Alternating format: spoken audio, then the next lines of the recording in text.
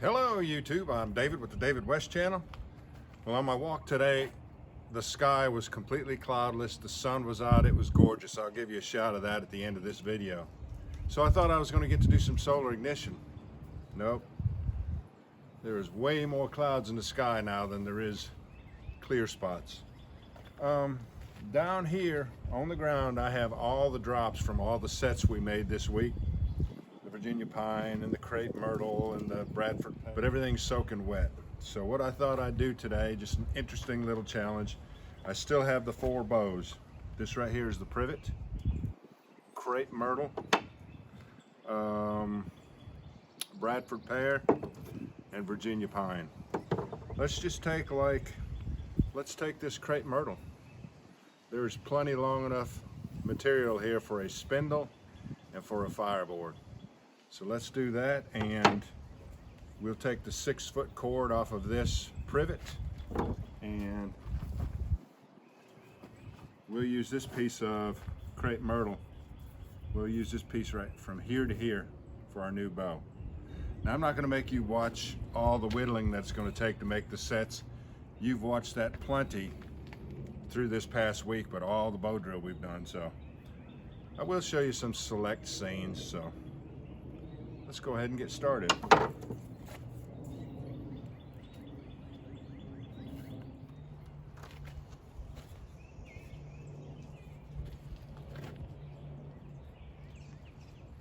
These half hitches, you wouldn't think that would stay in there while you're using it to bow with, but these half hitches, because the paracord is so good about binding on itself, will stay in there.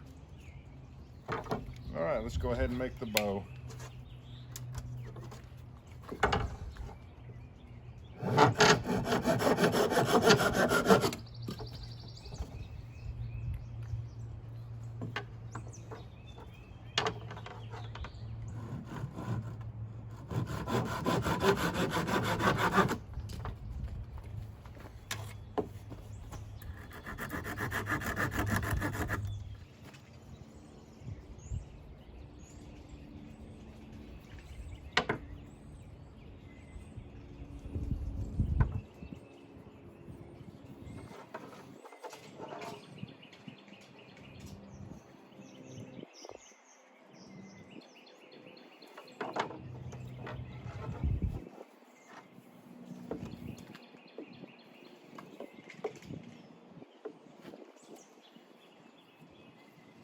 All right, let's pull out 1 inch, about right there. Once again, I'll start to come around this way, but go back up underneath this part and change directions.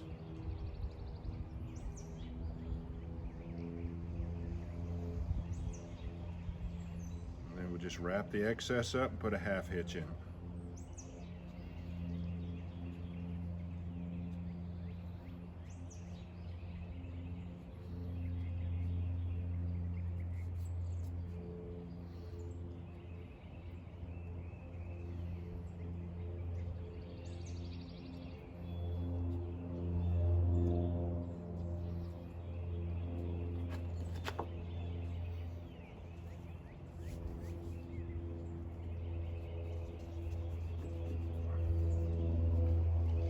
Short bow, but I don't mind doing extra strokes to get the ignition.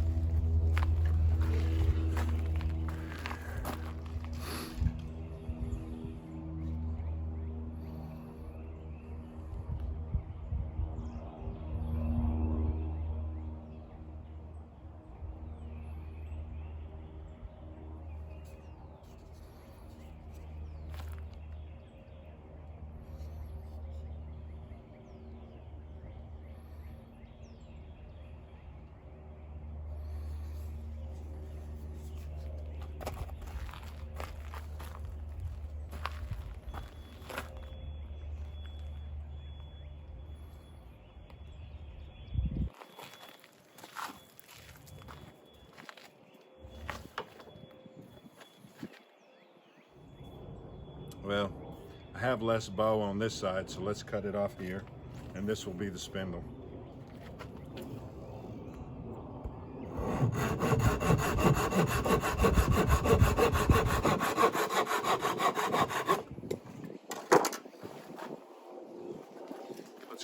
take it to square and we'll know more about what we're actually working with.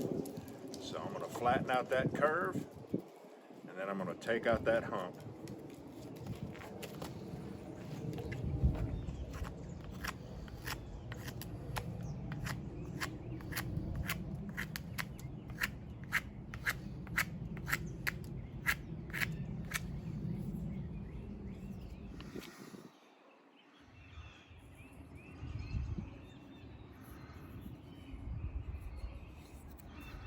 Might be making a mistake. This end's a little bit punky. Let's go ahead and make this the hot end, because you're gonna really need some good solid wood for the bearing block end. Let's see how that works for us.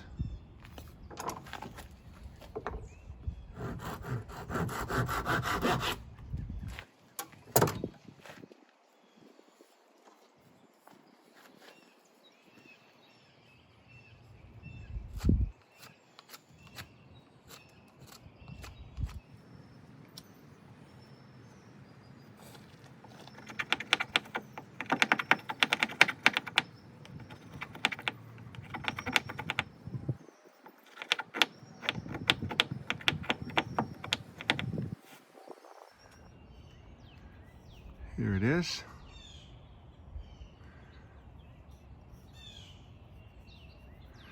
It would have been a mistake to use this punky end here for the bearing block. I think it'll do a lot better when I fire harden it, friction harden it. And because the spindle is so short, 6-inch spindle is rough on a tall man. I'll give you an explanation for that when I get the fireboard made. So since it's so short, I didn't have a long tapering point on this bearing block end. I wanted more usable spindle. Let's make the fireboard. All right, it obviously sits down flattest right there. So let's go ahead and make a flat on the very bottom.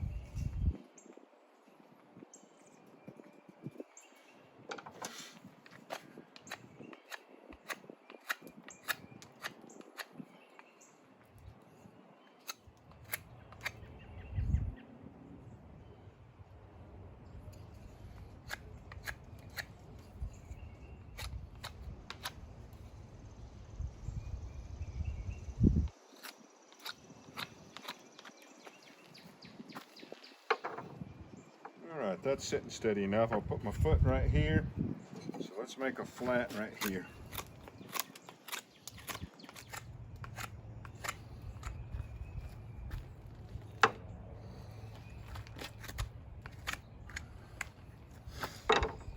Alright. We are almost there.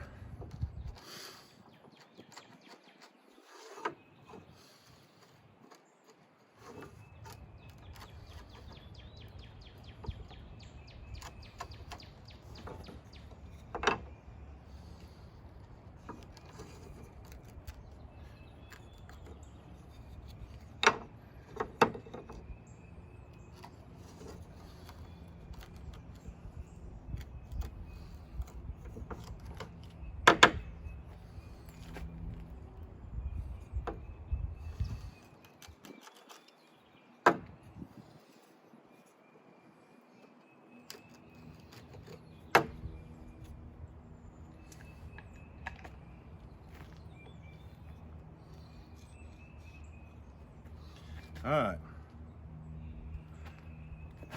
The reason that it's easier for me to use a longer spindle, longer than 8 inches, is because I'm fat. When I get down in the position to bow drill, a fat person's stomach, oh, this is embarrassing to talk about, isn't it? A fat person's stomach will impinge on his diaphragm and he won't be able to take full breaths. So if you go back and see a lot of my earlier videos where I was bow drilling and just completely out of breath and looked like I was dying, it's not that I was out of shape so much, it's because I was unable to take a full breath while I was bow drilling. And if you think about it, that's when I need to be taking full breaths, when I'm bow drilling. So when I finally got the amber on those earlier videos, it was like, having to come up for air. So, you know, I have used 3 and 4 inch spindles, but now an 11-inch spindle is perfect for me. And this one here is going to keep me from taking full breaths too. It's going to restrict my diaphragm also, but I don't think it'll be too bad. So let me show you this close up.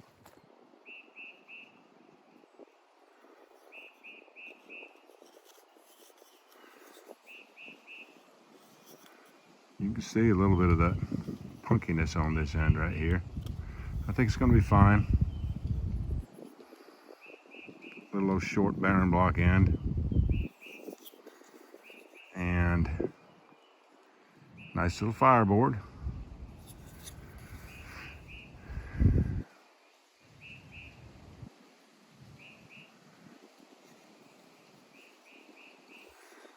And a remnant of when this used to be a bow. I like that. I like that that slot is still in there.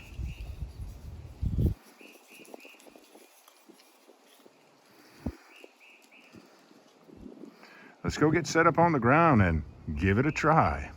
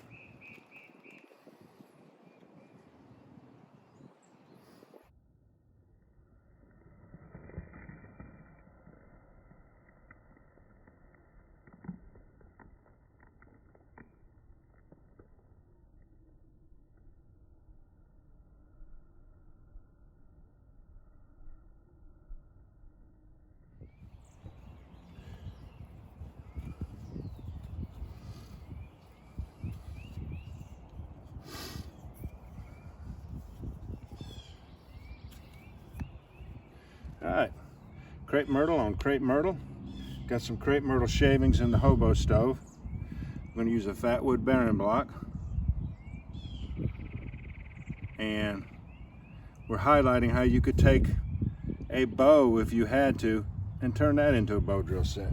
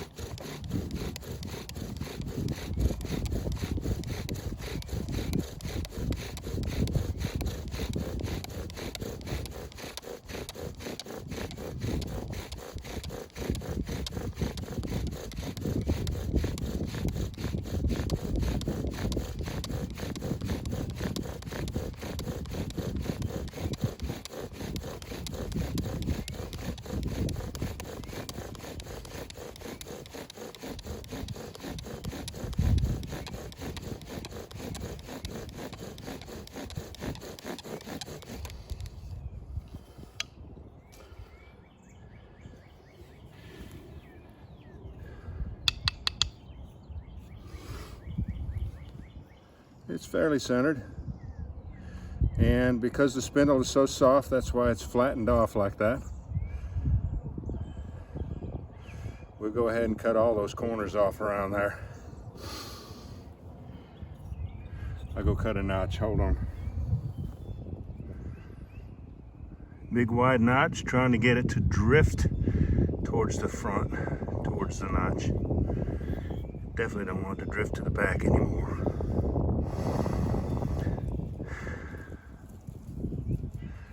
Let's work on that spindle tip.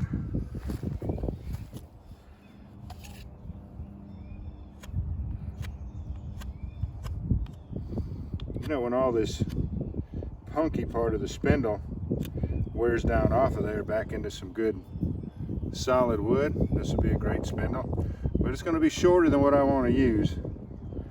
So we may not see much more of this set.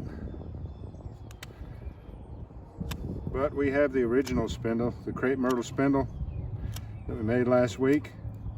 We can use that spindle with this fireboard.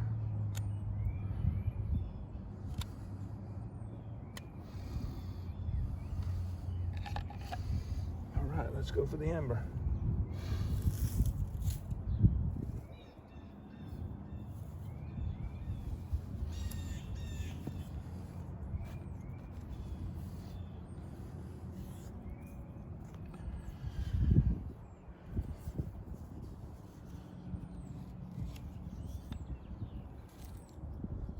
I never showed you this. Look at how that fat wood melted down on that spindle tip. Fat wood's great for a barren block.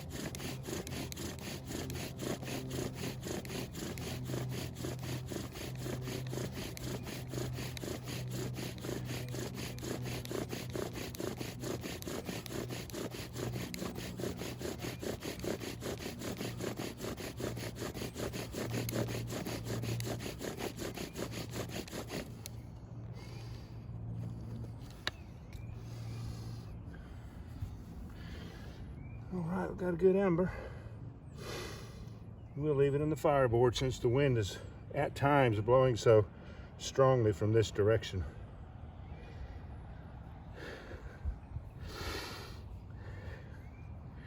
And this time, the tip did not flatten off as much as it did on the burn end, which means we're getting down into the more solid wood. Good.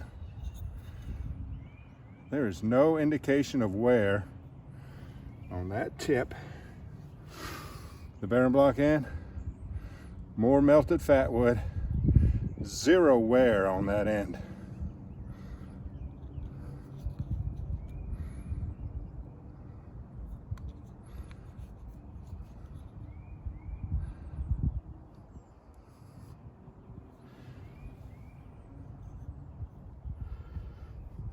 And of course our little short, tiny little bow held up well. That end, a good connection right here on this end. Good connection on this one. Now, when I was resizing the bow, I did this differently. I didn't even come back and wrap around the string and go back in the other direction. My first wrap, I mean, this was coming down here. And then as I wrapped around here, I started wrapping up the cord and just a half hitch. So that's an even easier connection than what I was trying to use.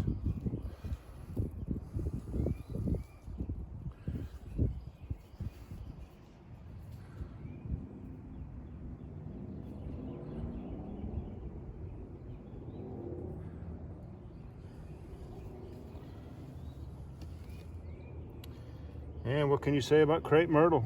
It's a lot like Privet in that if you can get your hands on some Crepe Myrtle, I know a lot of times it's used in yards, but this Crepe Myrtle was found along the railroad tracks on the back side of a graveyard. So, I got some fine pine needles that we'll go ahead and use this as a sort of a handle.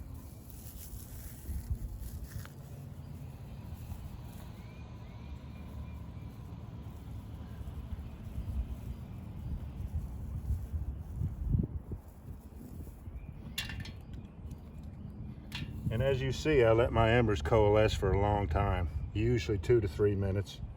I guess we're approaching 3 minutes.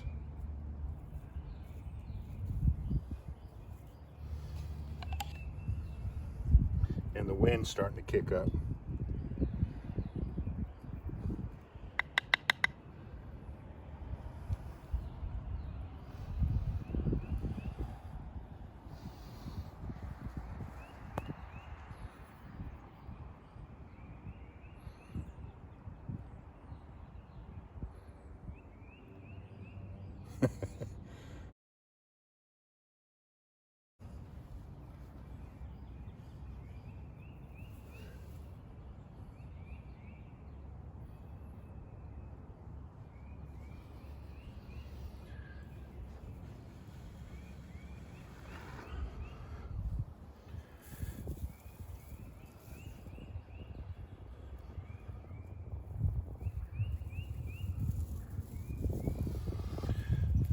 Make use of this wind blowing this way.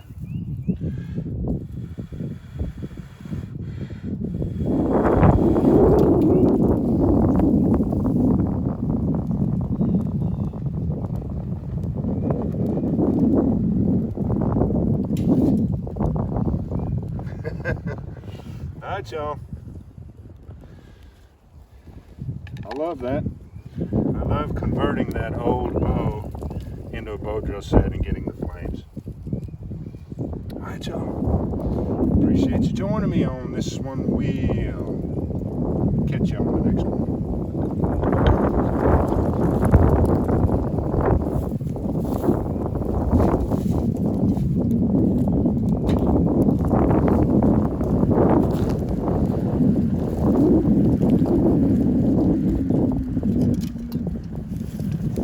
Turnaround point on my walk is in a cemetery. I only walk a mile and then turn around and come back. That's about all my feet can take. But look at that beautiful sky.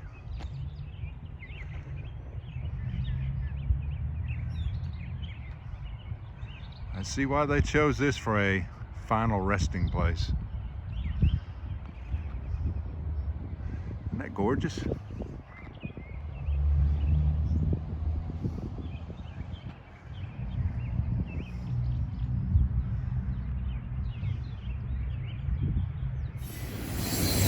YouTube, I'm David with the David West channel.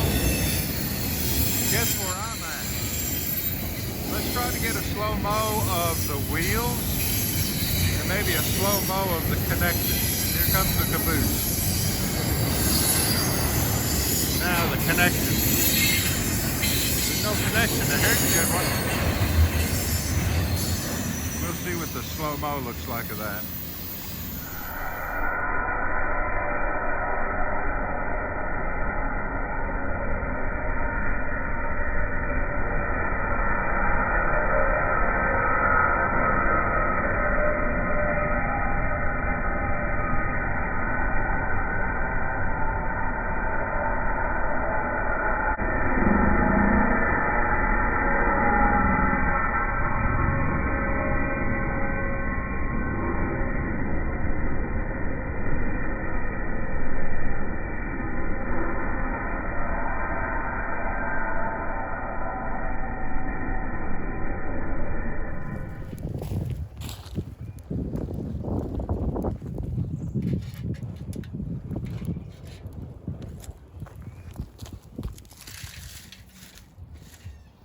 We'll catch you on the next one.